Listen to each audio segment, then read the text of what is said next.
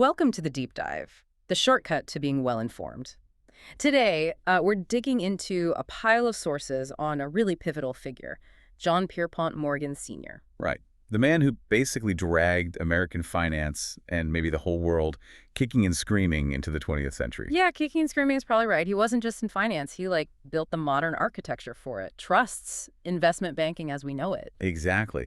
But what's so striking, and what the sources really highlight, is the psychological side, the sheer weight of all that power. That's the core tension, isn't it? We're talking about someone controlling, over $100 billion in today's money? Easily. Yet his public image was this fortress built to hide, a lot of personal complexity, deep, deep insecurity. Total contradiction. 1 minute, silent, imposing confidence. The next, almost needing to project control. Absolutely. Swing in wildly. He lived under immense stress, apparently quite lonely despite all the influence, and yet, somehow, he becomes the guy the country needs in a crisis. Oh. Twice. Okay, so that's our mission for this deep dive.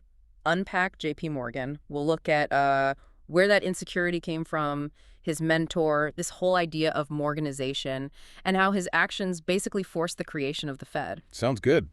Heck of a story. Let's start with the man himself, because that personal pain seems linked to his financial drive. He wasn't, physically imposing, was he? No, not really. His childhood was rough, health-wise.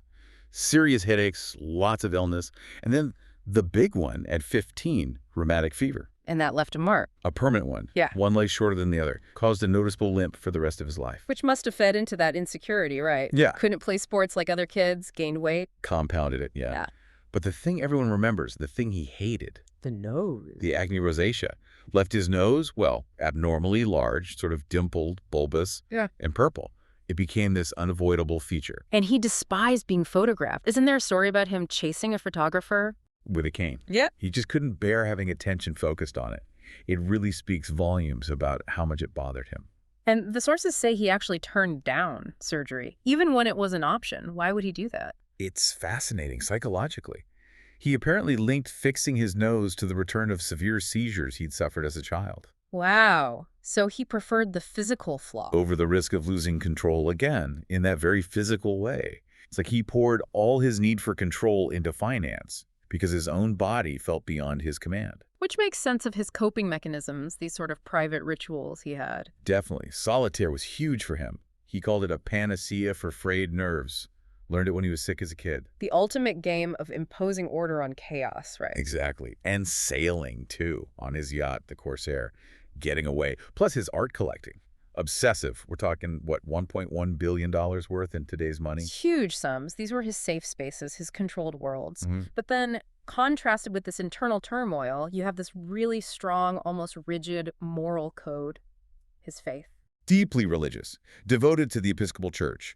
Believed the Bible literally Jonah and the whale, the whole thing. And that belief system directly informed his most famous public statement, didn't it? During that big investigation, the Pujo Committee. Right, 1912. They were grilling him about the money trust, trying to pin down what makes the financial world tick. And he didn't talk about assets or collateral? No.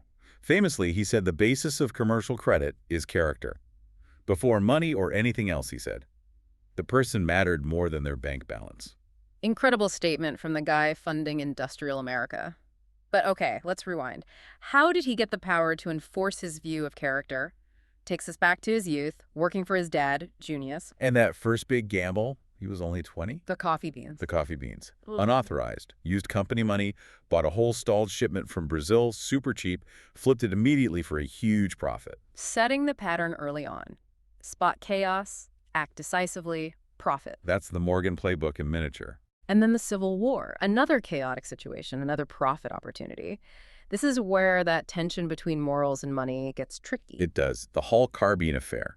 He financed buying old, faulty Army rifles for $3.50 each. And then sold them back to a Union general for $22, a massive markup. Over 100% profit. And at the same time, he paid $300 for someone else to take his place in the draft. Legally, mind you. So profiting from the war effort while avoiding service himself, but technically within the rules, it's complex. Very. He believed in contracts, in order, but also clearly in seizing opportunity. But the real blueprint for his power, that global thinking, came from his father's world. specifically George Peabody. The Peabody effect. Let's unpack that. Okay, so back in the 1840s, the U.S. had a terrible reputation financially. Hmm. States like Pennsylvania, Maryland, they defaulted on debts owed in Europe. And the big European bankers basically blacklisted America. Pretty much. James Meredith Rothschild famously said the U.S. couldn't borrow a single dollar. Yeah. American credit was shot. But Peabody, Junius Morgan's partner in London, saw this differently. Totally. He saw a massive buying opportunity in the chaos. He decided he was going to restore faith in American debt. How? Well, controversially, he set up a slush fund, paid journalists, clergymen, even prominent figures like Daniel Webster to basically preach about the holiness of contracts. It was a huge PR campaign for American creditworthiness. Wow. And while he was doing that, he was quietly buying up all those defaulted state bonds for pennies on the dollar. When the states eventually resumed payments, he made an absolute fortune. He later became known for philanthropy, though. The Peabody estates in London. Yeah, what Dickens called telescopic philanthropy, giving vast sums publicly. But personally. Notoriously stingy. The story goes he made a clerk return a half-penny change for an apple he bought. Ah. So Morgan inherited that model, fixing broken systems, making money from it, but skipped the personal penny pinching. Absolutely. He embraced the lavish lifestyle, the cigars, the yachts, the billion-dollar art collection. He took Peabody's method and turned it inward on America's own chaotic industries. Which leads us perfectly to Morganization. That term really defines his impact, doesn't it? It does. Morganization was his process. Identify a chaotic industry, railroads, electricity, whatever, buy up the failing or warring companies, force consolidation, install his own management, cut competition, and create a stable, profitable trust. Ruthless efficiency. Imposing order. Exactly. He couldn't stand inefficiency or destructive competition. He saw it as waste. He literally brought light to the nation this way. With Edison, yeah. He funded Thomas Edison, even had the first private home in New York lit by electricity, 400 bulbs at 219 Madison Avenue, bankrolled Edison General Electric. Which put him head-to-head with Rockefeller. Instantly, Rockefeller saw electricity as a direct threat to his kerosene lamp business. Started spreading rumors, fabricating stories about the dangers of electric light. Classic industrial rivalry. And the railroads. If anything defined Gilded Age chaos, it was the railroad wars. Constant, brutal rate wars. Yeah. Damaging the companies, the investors, everyone. Morgan decided enough was enough. The famous Corsair incident. That's the one. The Pennsylvania Railroad versus New York Central. Huge players, tearing each other apart. Morgan gets the presidents of both railroads onto his yacht, the Corsair. And then he basically refuses to let them leave. Locks them in, according to some accounts, sits nearby playing solitaire, waiting them out until they agree to stop the fighting and coordinate.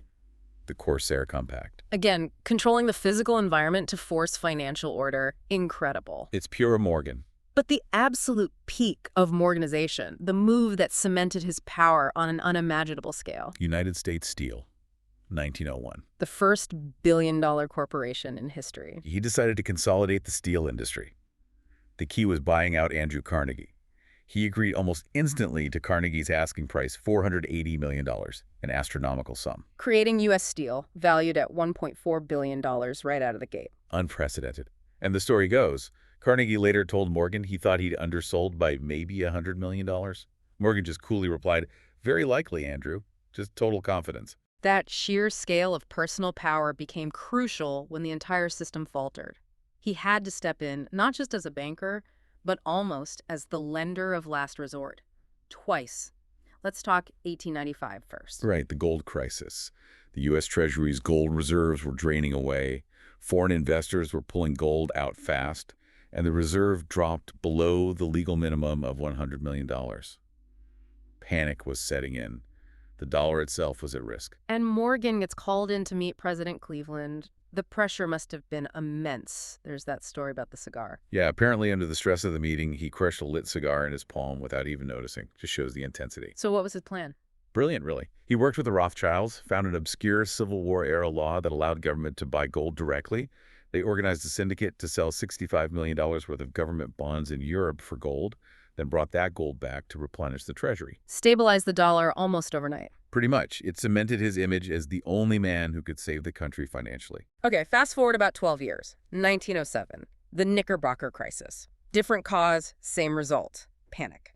This time it started with speculative runs on trust companies, fueled by tight money policies. Banks started failing, the stock market crashed, it was looking really bad really fast. And Morgan was out of town. Attending an Episcopal church convention, ironically. He had to race back to New York. And when he got there, he took charge. Immediately. The library lock-in. The famous library lock-in. He summoned all the major bank presidents to his personal library on Madison Avenue, locked the doors. Not a negotiation, then. No, it was an ultimatum. He sat there playing solitaire again while these powerful men argued and panicked. He rejected their initial smaller bailout proposals, kept them there until almost 5 a.m. Until they finally coughed up enough money. Until they agreed to collectively pledge $25 million to shore up the failing institutions. Enough to stop the bleeding. But Morgan always had an angle, right? There was a price for his intervention, a strategic one for U.S. Steel. Always. The key piece here was a company called Tennessee Coal, Iron and Railroad TCI. It was a major competitor to U.S. Steel, but it was struggling badly in the panic. Okay. Morgan's price for orchestrating the bailout was getting President Theodore Roosevelt's assurance that the government wouldn't hit U.S. Steel with antitrust action if they bought out TCI. Ah, so save the market. And conveniently eliminate a major competitor at a bargain price with a presidential nod. It worked. The market stabilized. But it definitely fueled the later money trust investigation. People saw how much power he wielded. And the sources are really clear. These crises, especially 1907, proved that relying on one private citizen, however powerful, was unsustainable. Absolutely. Senator Nelson Aldrich basically said it out loud. We may not always have Pierpont Morgan with us.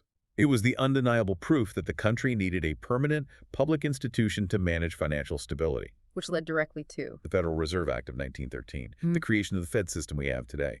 Morgan died just before it was fully established, but his actions were the catalyst. What an incredible paradox. He amassed all this power, structured massive projects like the Panama Canal, which was all American tech and finance, Edison and Morgan, but he died sort of embattled, right?